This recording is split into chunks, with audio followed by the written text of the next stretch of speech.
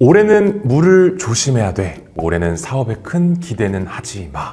자, 여러분, 이 말 한마디 들으려고 1월만 되면 도대체 얼마나 쓰시는 건가요? 제 친구는 3만 원, 5만 원 내고 복비를 냈다, 사주를 봤다 라고 하는데, 아니면 더 비싼 곳은 10만 원에서 20만 원씩도 받는다고 하더라고요. 오늘이 이제 1월 5일이니까 지난 1월의 첫 주말에 사주를 보고 오신 분들도 계실 거고, 아니면 지금 이 순간에도 네이버 같은 거에 올해 운세 어떤가 검색하고 계신 분들도 있을 것 같은데, 근데 좀 신기하지 않으세요? 지금 2026년입니다. AI가 소설 쓰고 그림도 그리고 여러분 회사 보고서까지 대신 써주는 이런 하이테크 시대에 우리는 왜 아직도 500년 전, 아니 어쩌면 1000년 전 조선시대부터 옛날 사람들이 보던 그 이제 낡고 낡은 사주팔자에 열광을 하는 걸까요? 자, 여러분, 여기서 더 놀라운 건 시장 규모입니다. 대한민국의 사주 운세 시장이 얼마나 되냐면요, 공식적으로 집계된 것만 1조 4천억 원이라고 합니다. 근데 이건 보수적인 추정이고요, 현금 거래까지 다 합치면 무려 4조 원이 넘는다고 하죠. 자, 생각해보세요. 매년 1월이 되면 전국의 철학관, 점집, 무속인, 무당, 그리고 요즘은 AI 사주 앱들까지 난리가 나죠. 자, 그래서 오늘의 주제입니다. 사주는 과연 통계일지 아니면 정교하게 설계된 심리일지. 오늘은 우리가 사주 보러 가기 전에 반드시 알아야 할 비밀들, 그리고 왜 사주가 소름 돋게 잘 맞을 수밖에 없는지 그 뒤에 숨겨진 심리학적인 메커니즘을 샅샅이 파헤쳐 보겠습니다. 자, 첫 번째 질문 들어갑니다. 사주는 통계학인가요? 자, 사주 명리학을 공부하시는 분들, 특히 오랫동안 이 분야에 계신 선생님들은 하나같이 이렇게 말씀을 하시죠. 사주는 동양의 고대 빅데이터입니다. 자, 실제로 계산기를 한번 두드려 볼까요? 사주는 우리가 태어난 연, 월, 일, 시라는 4개의 기둥으로 이루어져 있습니다. 이게 바로 사주인데요. 그리고 각 기둥마다 천간과 지지라는 2개의 한자가 붙으니까 총 8글자. 그래서 우리가 모두 다 아는 팔자라는 말이 생겨난 겁니다. 자, 여기서 천간은 10가지, 지지는 12가지가 있는데요. 그러니까 하나의 기둥에 들어갈 수 있는 조합이 10 곱하기 12에서 120가지죠. 이걸 4개의 기둥에 다 적용을 한다면 120 곱하기 120 곱하기 120 곱하기 120을 해서 무려 51만 8,400가지가 나오는 겁니다. 그럼 50가지가 넘는 케이스니까 생각보다 정교하다라고 생각할 수 있겠죠. 근데 여기서 더 재밌는 건 이게 끝이 아니라는 겁니다. 사주에는 대운이라는 개념이 있거든요. 10년마다 운의 흐름이 바뀐다는 건데, 이 대운까지 계산에 넣으면 조합은 수천만 가지로 늘어납니다. 조선시대 이야기를 잠깐만 해볼게요. 당시 왕들이 중요한 결정을 내릴 때 뭘 봤냐면요, 사주 명리학자들을 불렀습니다. 가뭄이 들었을 때 언제 비가 올지, 전쟁을 나가야 할지 말아야 할지, 심지어 어느 신화를 믿어야 할지도 사주를 봤다고 합니다. 사실 지금 생각하면 이게 좀 미신처럼 보이지만 당시로서는 가장 최첨단의 예측 모델이었던 거예요. 수백 년 전, 수천 년 전 동안 쌓아온 임상 데이터를 기반으로 이런 사주를 가진 사람들은 대체로 이런 삶을 살더라 라는 패턴을 분석한 거니까요. 자, 근데 여기서 우리가 놓치는 게 하나 있습니다. 51만 8,400가지라는 숫자가 엄청 많아 보이죠? 자, 근데 지금 대한민국 인구가 5천만 명이에요. 이걸 51만 8,400으로 나누면 나랑 같은 똑같은 사주를 가진 사람이 전국에 약 100명씩 있다는 계산이 나옵니다.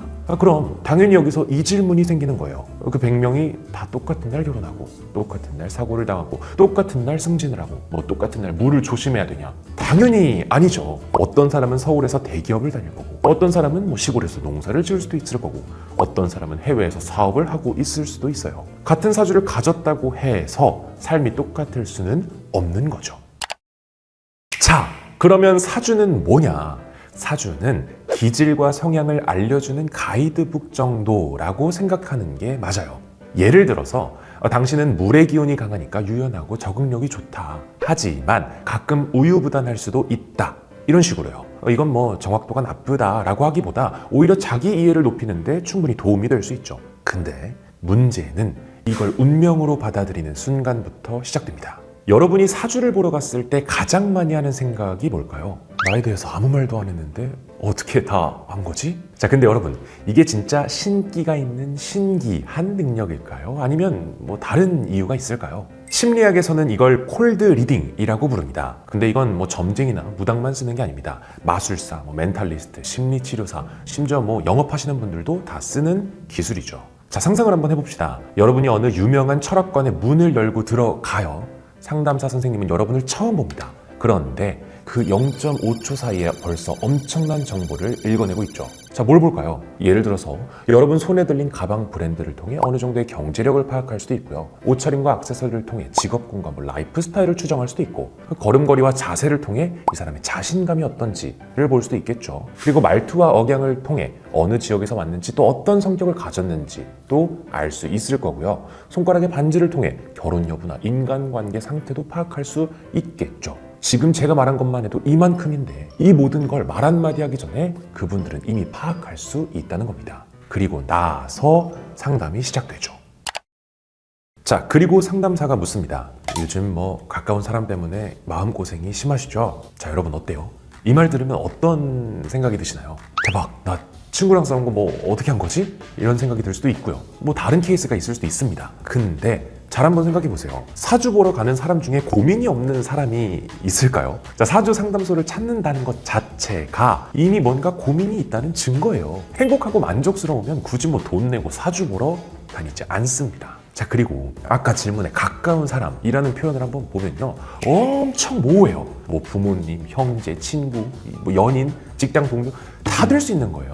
이게 바로 심리학에서 말하는 반음 효과입니다. 1949년 심리학자 버트럼 포러가 재밌는 실험을 하나 했었는데요. 대학생 39명한테 성격 검사를 했다고 하고 일주일 뒤에 각자 이름이 적힌 당신만의 성격 분석 결과지를 나눠줬어요. 자, 근데 여기서 중요한 반전은 모든 학생에게 똑같은 내용을 줬다는 겁니다. 자, 내용을 대략적으로 보면요, 당신, 타인이 당신을 좋아하고 존경하길 원하지만 자신에게는 비판적인 경향이 있습니다. 이 결과지를 받은 학생들에게 이게 나를 얼마나 정확하게 설명하는지 5점 만점으로 평가를 하라고 했거든요. 결과가 어땠을까요? 평균은 4.26점이었습니다. 39명 중에 4점 미만을 준 학생은 단 한 명뿐이었어요. 이 실험은 수백 번 반복됐는데 평균은 항상 4.2점 정도로 수렴을 했어요. 자, 상담사들이 쓰는 구체적인 기술들을 조금 더 알아볼게요. 첫 번째는 샷건 테크닉입니다. 말 그대로 산탄총처럼 여러 가능성을 한꺼번에 쏘는 거예요. 요즘 건강이 좀 안 좋거나 아니면 가족 중에 누가 아프거나 혹은 건강에 대한 걱정이 있지는 않으신가요? 이렇게 하면 당연히 셋 중에 하나는 걸려요. 그럼 바로 그쪽으로 화제를 몰아가는 거죠. 자, 두 번째 기술은 레인보우 루즈입니다. 상반된 성격을 동시에 언급하는 거예요. 당신은 평소에 외향적이고 사교적이지만 가끔은 혼자만의 시간이 필요한 내향적인 면도 있어요. 근데 이거 해당되지 않는 사람이 있을까요? 이 말의 반대말도 해당이 되죠. 평소에 내향적이지만 가끔은 외향적인 면도 있다. 왜냐? 인간은 원래 복합적인 존재니까요. 자, 다음 세 번째 기술은 더 피싱 테크닉입니다. 모호한 질문을 던져서 상대방이 스스로 정보를 내놓게 만드는 거죠. 최근에 뭔가 중요한 결정을 해야 했던 일이 있지는 않으셨나요? 맞아요. 제가 이직을 할까 좀 고민 중이거든요. 자, 그럼 이제부터 상담사는 이직이라는 키워드를 얻은 겁니다. 여기서부터는 그냥 이직 관련된 일반론만 늘어놓아도 고객은 이거 진짜 다 내 얘긴데 싶은 거예요. 제가 지금까지 말씀드린 이 세 가지 기술, 기술 이름만 들어보면 어색할 수 있지만 예시를 보면 다 어디선가 들어본 멘트들이죠. 더 재밌는 건 우리 뇌가 능동적으로 자기 검열을 한다는 건데요. 자, 상담사가 10가지를 말했는데 그 중에 3가지만 맞아도 그건 내가 잘못 이해한 거겠지 하고 넘어간다는 거예요. 자, 이게 바로 우리가 정말 자주 듣는 말, 확증 편향입니다. 역시 사주가 신기하긴 해 라고 생각하고 싶으니까 맞는 것들만 머릿속에 남기고 틀린 건 자동으로 삭제하는 겁니다. 자, 그럼 다시 이제 2026년 현재로 돌아와 보겠습니다. 시대는 완전히 바뀌었어요. 이제는 복채 5만 원 들고 어두컴컴한 그런 골목의 철학관을 찾아갈 필요는 없습니다. 왜냐? 스마트폰만 있으면 되니까요. 요즘 점신, 헬로우봇, 포스텔러, 사주, 챗 GPT 이런 거 같은 AI 사주 서비스들 정말 많이 들어보셨을 텐데요. 2025년을 지나 2026년 현재 AI 운세 시장은 정말 폭발적으로 성장하고 있어요. 실제로 점신 같은 앱은 누적 가입자가 수백만 명이 넘고요. AI와 사주 알고리즘을 결합해서 오늘의 운세부터 관상, 타로까지 다 봐준다고 해요. 그리고 저도 그렇지만 챗 GPT 같은 거 써보신 분들은 이 AI는 그 명리학의 복잡한 한자와 오행 계산을 1초 만에 끝낸다는 걸 알 수 있을 겁니다.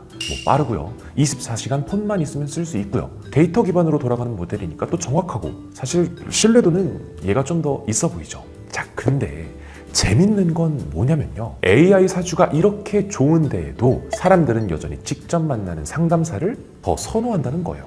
통계에 따르면 직장인 10명 중 7명이 새해 운세를 본다고 합니다. 이건 내 운세가 좋아서가 아니에요. 불안감이 해소되고 심리적인 안정감이 들어서가 이유입니다. 자, 여기에 답이 있어요. 우리는 사주에서 미래 예측을 사는 게 아니라 위로와 면죄부를 사는 겁니다. 이게 무슨 말이냐면요. 올해는 작년보다 나을 거야. 지금 힘든 건 내 잘못이 아니라 운 때문이야. 조금만 참으면 좋은 일이 생길 거야. 이런 말들이 필요한 거죠. 이건 AI가 줄 수 있냐? 못 주죠.